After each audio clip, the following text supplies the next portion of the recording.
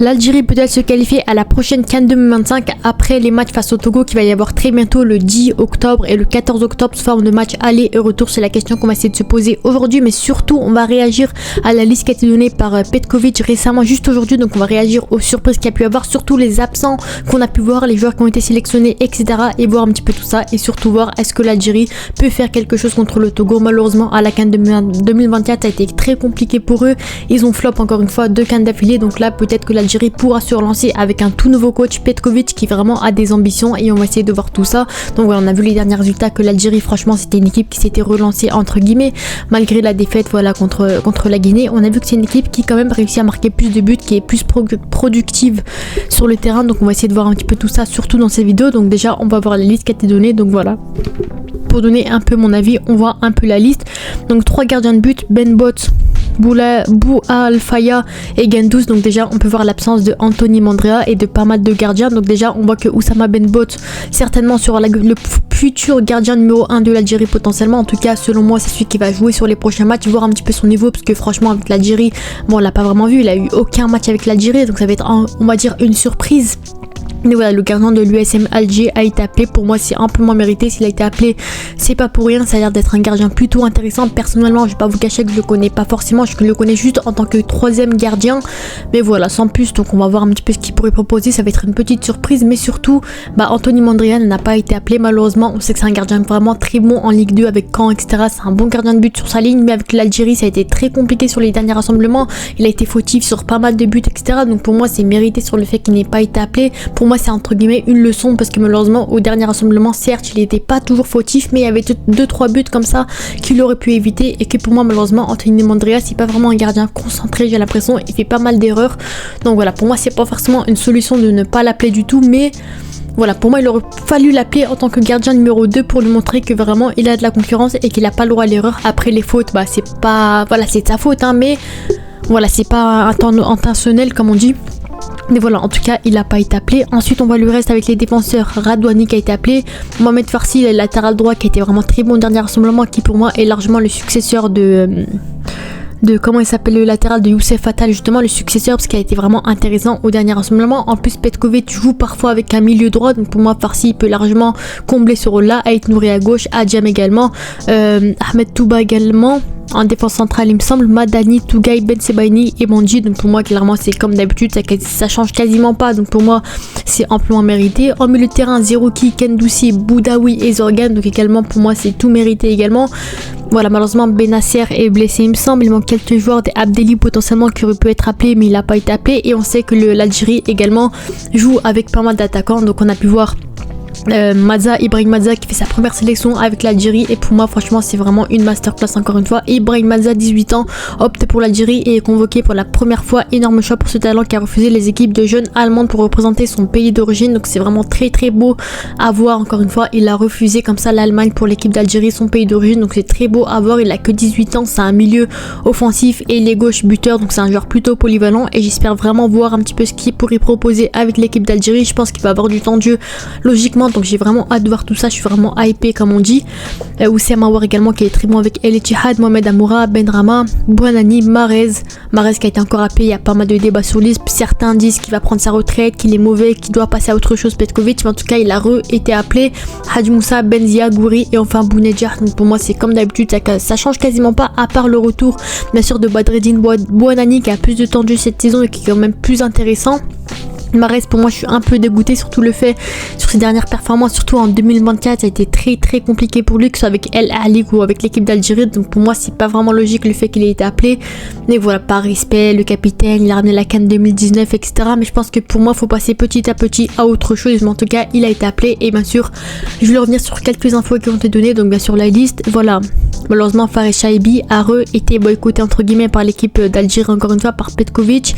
Donc voilà, le grand frère de Fares Chaibi, Ilyes Chaibi, réagit à la non-convocation de son frère en équipe nationale. Ne doute jamais petit frère, l'injustice n'enlèvera jamais ce que tu as fait, mashallah. Donc malheureusement malgré le fait qu'il fasse un superbe début de saison avec Francfort, malheureusement il a pas été appelé. Donc lui Petkovic, il se justifie, voilà, il n'est ni attaquant ni milieu de terrain, donc j'ai fait le choix de convoquer des joueurs qui sont compatibles avec ce que je vais faire sur le terrain. Pour moi c'est vraiment bête, encore une fois, quand on voit les postes de Chaibi, milieu offensif et les gauches et les droits, quand on voit la liste, Madza, clairement, il joue les mêmes postes. Benrahma, c'est les mêmes postes. Benzia, c'est les mêmes postes, donc pour moi c'est vraiment bête. Pour moi c'est vraiment extra sportif cette raison, parce que franchement pour moi c'est vraiment bête encore une fois. Surtout quand on appelle des Benrahma sans manque de respect, c'est un joueur qui n'est pas en grande forme, qui joue pas beaucoup, c'est un peu compliqué pour lui, qui n'est pas très bon avec l'Algérie en plus. Et derrière t'appelles pas des Chaibi qui sont vraiment très bons machallah, donc franchement je suis vraiment dégoûtée. Il fait un super début de saison, 7 matchs. Voilà, il a beaucoup de temps de jeu, surtout la régularité qui compte. Les stats, il est pas énorme non plus, mais la saison passée c'était pareil, il se faisait pas appeler alors qu'il était vraiment très bon. Donc moi je pense que juste Petkovic ne s'entend pas vraiment avec le joueur, c'est la seule solution, ou bien on connaît pas vraiment les raisons. Je vais pas parler comme ça, mais en tout cas je pense que vraiment il y a un problème en interne qu'on connaît pas forcément, puisque là pour moi c'est vraiment pas mérité. Pareil, certes il est milieu offensif, Petkovic ne joue pas forcément avec un milieu offensif, mais il peut dépanner à gauche, à droite, donc franchement pour moi sa justification n'est vraiment pas logique. Ensuite, on a eu l'absence de Youssef Belaïli. Je regarde ce qu'il fait, Belaïli. Il a très bien commencé en Tunisie, mais j'ai préféré lui laisser un peu de temps encore. Donc, pour moi, Belaïli, en vrai de vrai, c'est moins choquant que Fares Chaibi, parce que certes, il fait un énorme début de saison avec l'Espérance. C'est un très bon ailier gauche, mais l'offensif et les droits, les mêmes postes que Fares Chaibi. Voilà, 4 matchs, 6 buts, 4 passes depuis le début de saison avec l'Espérance. Donc, c'est vraiment très bon encore une fois. Mais je pense que pareil, au dernier rassemblement, lui, ça a été un peu compliqué. Il a pas eu beaucoup de temps de jeu. C'était un peu décevant. Donc, pour moi, c'est un peu logique le fait qu'il n'ait pas été appelé. Peut-être au prochain rassemblement, s'il continue comme ça, il va sûrement être appelé, parce que ce serait mérité à 100%. Mais en tout cas, à l'heure actuelle, pour moi, c'est vraiment mérité le fait qu'il n'ait pas été appelé. Malheureusement, avec l'Algérie, ça a été quand même un peu compliqué au dernier rassemblement. Donc pour moi, c'est mieux de compter sur la jeunesse, sur un Ibrahim Madza, sur un Amoura, sur un Benrahma, parce que voilà, Belaïli pour moi c'est un très bon joueur, mais peut vite dégénérer. Physiquement, c'est compliqué, mentalement, etc. Donc franchement, pour moi, je préfère le laisser tranquille à l'Espérance et voir au prochain rassemblement si jamais il continue comme ça, pourquoi pas l'appeler avec l'Algérie potentiellement. Ensuite, Bachir Belhoumi n'est pas convoqué par Petkovic. Comprenez-vous cette décision? Donc pour moi, je comprends vraiment pas cette décision, donc on est obligé de venir ça. Enfin, Mohamed Belhoumi, voilà, de Hull City, qui est bon en Championship, c'est un joueur qui a explosé la saison passée, qui a tout explosé, qui a été hors norme avec son club à Ferenc au Portugal, qui n'a aucune sélection à l'heure actuelle avec l'Algérie et qui pour moi mérite depuis longtemps sa sélection. Voilà, c'est un ailier droit, donc voilà, on sait qu'il y a des Bouanani qui ont été appelés. Bouanani, je sais pas combien de temps il a de temps de jeu depuis le début de saison, mais en tout cas Bouanani c'est un joueur qui avait pas beaucoup de temps de jeu pendant longtemps.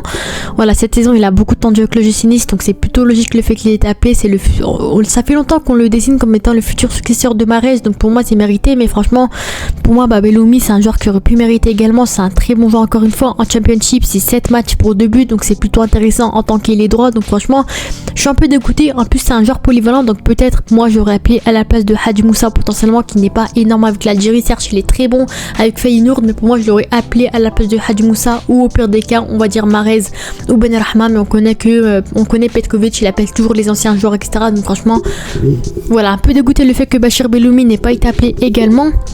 Enfin Mohamed Belhoumi, je sais pas vraiment comment il s'appelle exactement. Et voilà, c'était vraiment principalement les joueurs qui n'ont pas été appelés. Moi je suis vraiment, voilà, Mandrea également qui n'a pas été appelé, mais on en a parlé. Et également l'arrivée d'Ibrahim Madza qui a fait sa première arrivée avec l'Algérie, donc j'espère vraiment qu'il aura du temps de jeu.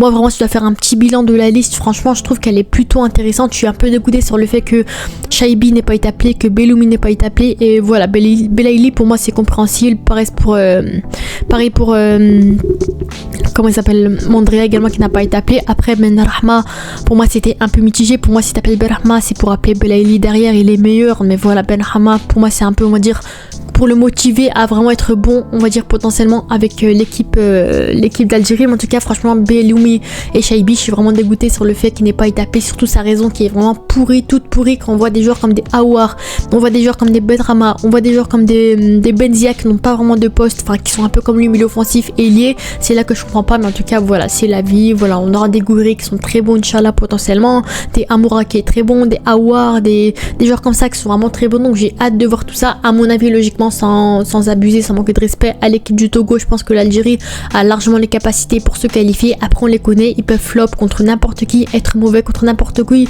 Donc bien sûr faut rester sur leur garde, faut toujours jouer à 100% et voir ensuite. Mais en tout cas je pense que vraiment Inch'Allah l'Algérie pourra vraiment se qualifier à la prochaine CAN potentiellement.